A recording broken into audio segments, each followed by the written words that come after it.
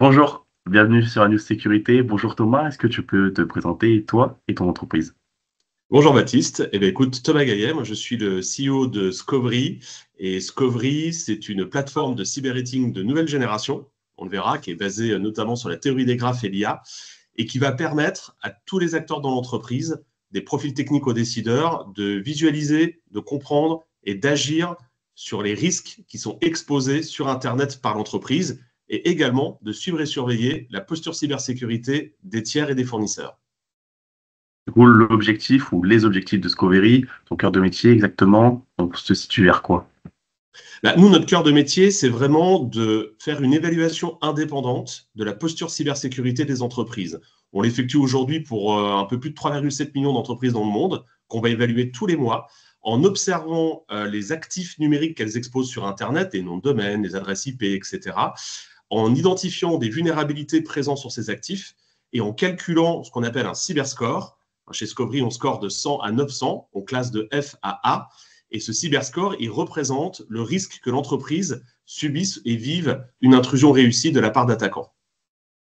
Donc, si on dit que Scovery se différencie par sa solution innovante, ça passe par cette solution que tu nous as expliquée et par quoi d'autre?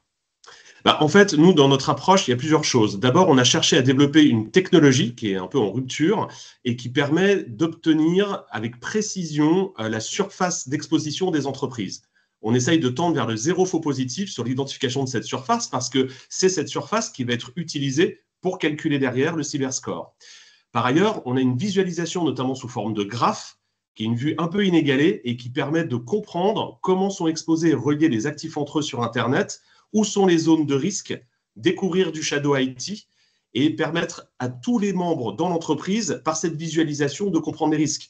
Alors, on s'adresse, nous, à la fois à des profils techniques qui vont venir résoudre des vulnérabilités, mais à la fois à des décideurs qui ont chacun leurs propres objectifs sur la cybersécurité.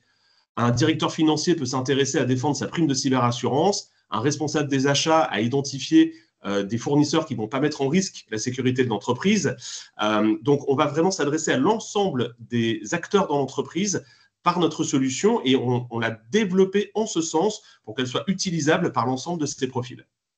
Là, on évoque le terme cybersécurité, on est en plein mois cyber. Il y a aussi quelque chose d'autre qui me vient à l'esprit quand on parle de ce terme, c'est l'IA.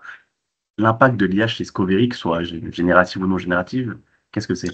Oui, nous, on est générationnellement né avec l'IA, donc on est IA native dans notre solution. On l'utilise à différents niveaux et de différents types. Alors, on utilise de l'IA non générative, notamment pour venir challenger notre façon d'évaluer les entreprises. Donc, on nourrit effectivement du machine learning concrètement pour aller identifier comment nous aurions pu encore mieux évaluer les entreprises en fonction des constats que nous avons pu faire, puisque nous ne faisons que des constats techniques, des constats avec preuve d'audit.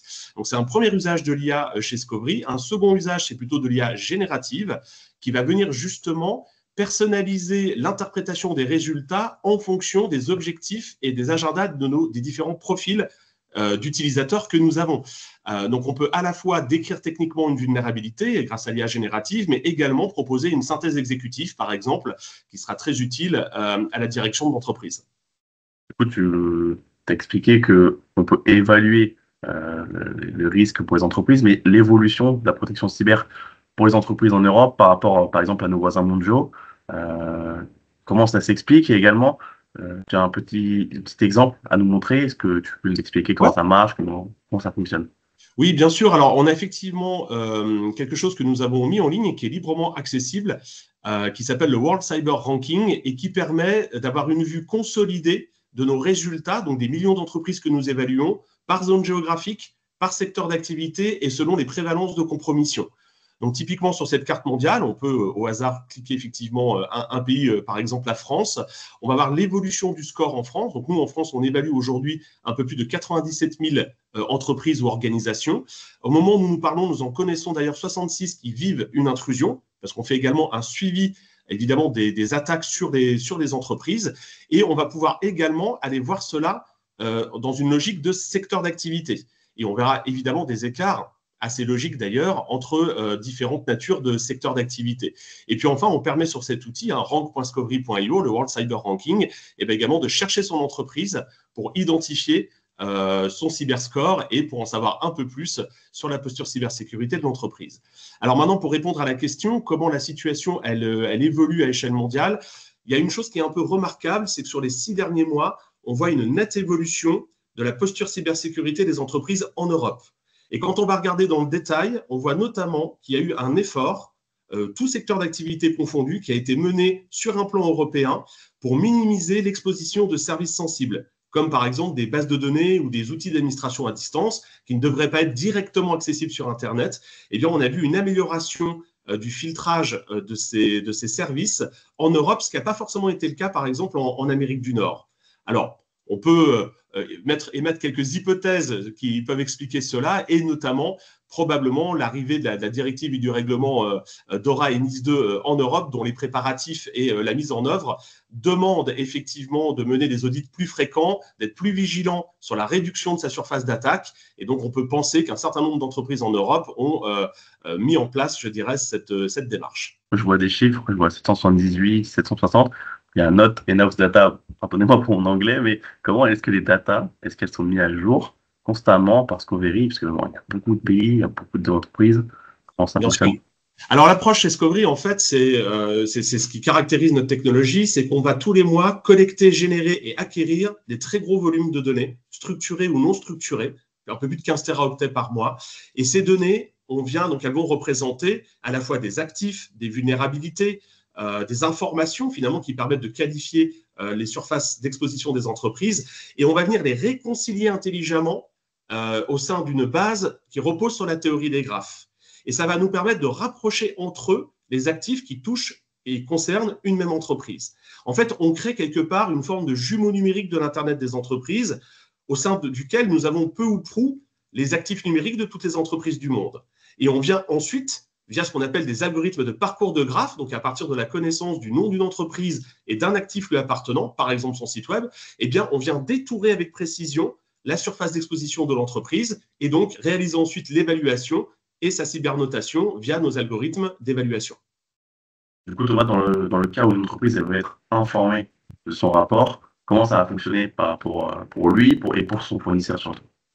Alors, en fait, l'entreprise aujourd'hui, elle va pouvoir se créer un compte chez Scoveri. D'ailleurs, on propose des comptes gratuits, des comptes freemium. Donc, n'importe qui peut venir consulter son propre cyberscore et peut démarrer la surveillance de ses fournisseurs. On va tout simplement choisir une entreprise parmi celles que nous surveillons. On peut ajouter n'importe quelle entreprise à la demande, puisqu'on a un jumeau numérique de l'Internet des entreprises à échelle mondiale. Et ça va permettre d'accéder immédiatement, évidemment, au cyberscore de l'entreprise, à son classement, mais à tout un ensemble d'indicateurs qui permettent de mesurer la posture cybersécurité de l'entreprise, notamment l'évolution de son score au fil du temps. Ça a une grande importance parce que ça va montrer la tendance. Est-ce que l'entreprise globalement améliore sa posture ou est-ce qu'au contraire, sa posture cyber se dégrade? Et cette tendance, évidemment, peut avoir une influence sur le risque d'attaque ou de compromission pour l'entreprise. Mais je vais également retrouver des indicateurs sur le taux de couverture des vulnérabilités qui ont été corrigées, sur les délais moyens de correction. Donc vraiment beaucoup d'informations pour aider à la prise de décision. Et donc, nos clients, quand ils surveillent des fournisseurs, vont effectivement déterminer un ensemble de règles et se dire notamment, quand mon fournisseur présente tel ou tel indicateur, tel niveau d'indicateur, eh bien, je vais peut-être lui proposer d'abord de venir sur la plateforme, parce qu'on peut onboarder son fournisseur sur la plateforme très facilement en quelques clics, pour partager avec lui les constats, et puis peut-être décider d'aller un peu plus loin dans l'audit cybersécurité du fournisseur.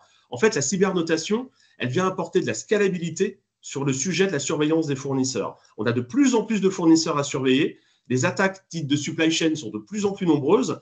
Donc, il est fondamental aujourd'hui, et c'est réglementairement d'ailleurs demandé, de surveiller la posture cyber des fournisseurs. Eh bien, le cyber rating va permettre cela en contrôle permanent, ce qui est fondamental, parce que le SI d'une entreprise, il évolue tous les jours. Donc, il faut pouvoir le suivre dans le temps et donc permettre de guider les efforts, le temps humain et l'argent qu'on va consacrer, par exemple, à l'audit des fournisseurs, va pouvoir être orienté en fonction des résultats de la cybernotation. En parlant de cybernotation, j'ai vu sur le site Discovery, dans un tableau, que plus le secteur est industriel, plus les chiffres seront bas, plus c'est un secteur financier, plus les chiffres seront hauts. Comment on peut expliquer ça? Est-ce que ça s'explique? Oui, bien sûr. Alors, il y a plusieurs raisons à cela. Les secteurs proches du secteur financier sont des secteurs réglementés sur la cybersécurité depuis fort longtemps. Et puis, je dirais qu'il y a un besoin de sécurité qui est métier, qui est nativement métier. Autant dans le monde de l'industrie, on est beaucoup sur la sûreté, par exemple, sûreté des biens et des personnes, fondamentale dans l'industrie. Effectivement, dans le secteur de la finance, la cybersécurité est forcément embarquée, je dirais, initialement. On a aussi des systèmes d'information qui quand même diffèrent d'un secteur d'activité à un autre. Plus on se rapproche d'un secteur industriel, plus on a un système d'information qui est important en taille, qui va mêler d'ailleurs de l'IT et de l'OT, donc des technologies industrielles qui souvent ont été conçues dans des cycles de vie et dans des fonctionnements qui ne sont peu ou pas propices, par exemple, à l'application de mise à jour. Hein. C'est un défi dans le monde industriel. Comment est-ce qu'on interrompt une production pour faire une mise à jour? Est-ce qu'on prend des risques pour la sûreté des personnes? Donc, on a effectivement ces phénomènes-là qui vont rentrer en ligne de compte. Et c'est vrai que les secteurs industriels sont souvent très étendus, avec des technologies un peu obsolètes, et donc nécessitent beaucoup d'efforts pour le maintien en cybersécurité. Pour terminer, Thomas, parce que le temps file et on pourrait faire plein d'autres choses, mais euh, comment Scovery peut continuer à se développer, parce que bon, il a été fort à l'échelle mondiale avec ses plans, mais comment l'entreprise va-t-elle continuer à se développer à court, à moyen terme? Et est-ce que surtout, la question importante, c'est est-ce qu'il y a des objectifs à terme à atteindre? Alors, nous, très clairement, chez Discovery, on s'est spécialisé sur la cybernotation, sur le cyber-rating. Donc, on a développé une solution industrielle à cet effet et cette solution, elle permet donc d'adresser beaucoup d'entreprises dans le monde. Donc, on souhaite être un acteur, effectivement, de référence dans le métier du cyber-rating pour vraiment apporter cette notion de identifier votre hygiène cybersécurité et c'est la première mesure à mettre en œuvre. En cybersécurité, il y a beaucoup d'actions qui peuvent être réalisées, mais une action primordiale qui est une brique de base de l'édifice, c'est effectivement de maintenir une bonne hygiène cybersécurité. Donc notre ambition, nous, c'est de proposer au plus grand nombre d'entreprises. On a la chance de pouvoir s'adapter aux différents profils d'entreprises, de l'ETI au grand compte en passant par la PME. On a des solutions adaptées pour chaque profil, je dirais, d'entreprise concernée. Et donc, nous, notre volonté, c'est vraiment de continuer ce développement. On a de facto une connotation plutôt européenne. On a aussi fait un choix de souveraineté dans notre système d'information et dans notre façon d'opérer, parce qu'on pense qu'il est important que par zone géographique dans le monde, il y ait en quelque sorte des thermomètres cybersécurité qui soient en correspondance avec les valeurs et les façons de pratiquer par chaque zone, je dirais, numérique à échelle mondiale. Peu importe la taille d'entreprise, il faut que tout le monde se protège absolument pour éviter les risques. Donc, voilà. Merci beaucoup Thomas pour toutes ces explications, pardon, et on se retrouve pour d'autres questions potentiellement dans les commentaires ou pour directement contacter peut-être Thomas pour discuter de Discovery et peut-être créer un compte chez eux. Merci beaucoup Avec Thomas. grand plaisir. Merci Baptiste.